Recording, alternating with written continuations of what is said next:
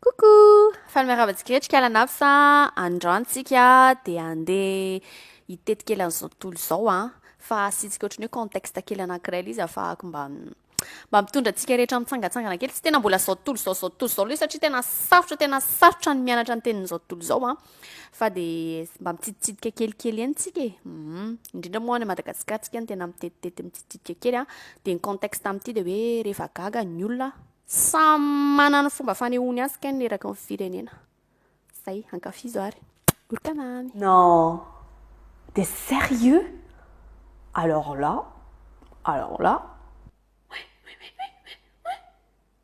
La vidéo, dis-moi que c'est vrai. Estás serio? Oh mein Gott. Echt jetzt? I am outraged by what you have just told me, sir. Sei sério? Oh my god. Are you serious? Oh my god. Oh my god. Mon Dieu Seigneur. Maman.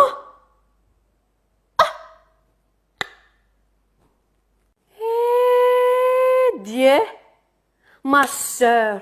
Toi, tu aimes trop Mougou. Là, tu veux essayer tout Bengala de l'Afrique avant de vouloir te marier. Toi, tu ne vas jamais trouver marié avec cette mentalité de Babtou là. Maman, je ne vais plus t'écouter, ma soeur. Toi, tu me donnes mal à la tête là. J'ai vu te chicoter, je vais te broyer, te fistonner, te bouter.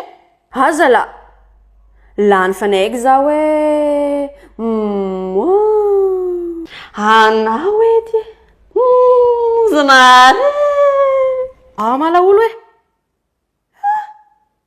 Waro. Mbo marina mafy eo. Azala. Andrekiako. Loza ina re ty ambaranao ry benja. Anky vary. Fa izy niza ny manajo le jova ty fotsiny. Fa izy nga niza. Asievo manantona na izy raha matanjaka. Asievo. Akevitry ny efa tena sasa mintsy zany le kiaro lahy iny a. Le vary amanovo na apetrany ao an-trano fotsiny.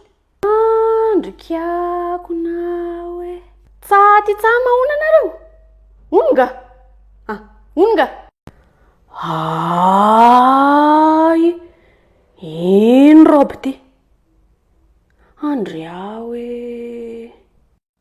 Wayawe. Dagaga foana zao sanina bavy. Latsa raho. Mitoboa ia.